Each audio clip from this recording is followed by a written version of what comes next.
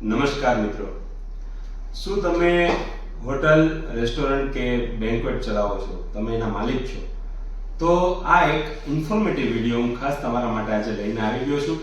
તમારે ત્યાં દહીં, પનીર, ચીઝ, બટર બધું યુઝ થતું હશે. હવે એક મહત્વની વાત એ છે કે એનું પેકિંગ કેવું છે. એનું પેકિંગ શું આ રીતે દહીં આવે છે તો આવી પ્લેન બાલટીમાં આ રીતનું પેકિંગમાં આવે છે, પનીર આ રીતના પ્લેન પેકિંગમાં આવે છે. તો હવે સમય એવો આવી ગયો છે આ વસ્તુને ગુડ બાય કહેવાનો, આને ભૂલી જવાનું છે. આપણે આ રીતે પ્લેન પેકિંગમાં આવતી પ્રોડક્ટ વાપરવાની નથી.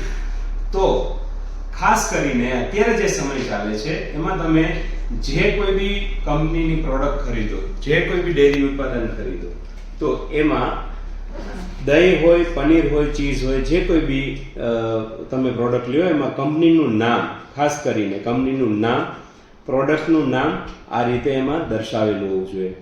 બીજી વાત કે કઈ જગ્યાએ બનેલું છે, પેકિંગની અંદર મેન્યુફેક્ચરિંગ એડ્રેસ પણ આપેલું હોવું જોઈએ.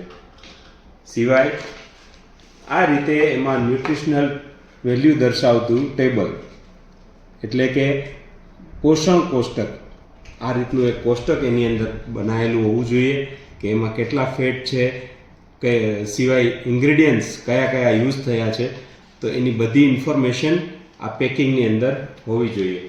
જેમ આપણે જાણીએ છીએ એમ કોઈ પણ પ્રોડક્ટ હોય તો એની મેન્યુફેક્ચરિંગ ડેટ અને યુઝ બાય ડેટ આ બહુ મહત્વનું છે. એ બી એમાં પ્રિન્ટ થયેલું ખાસ હોવું જોઈએ. તો હવે આપણે આવા સાદા પેકિંગ વાળું યુઝ નથી કરવાનું. જો આપણે સાદું પેકિંગ વાળું કોઈ પણ પ્રોડક્ટ લઈએ છીએ, યુઝ કરીએ છીએ અને જ્યારે ચેકિંગ આવે છે ત્યારે આ વસ્તુમાંથી જો સેમ્પલ લઈ જાય તો એ સેમ્પલ ત્યાં ચેકિંગ માટે જાય તો એની જવાબદારી કોઈ ડીલર કે કોઈ વેપારી એની પોતાની માથે રાખવાના નહીં. એ બધી આપણી જવાબદારીમાં આવે.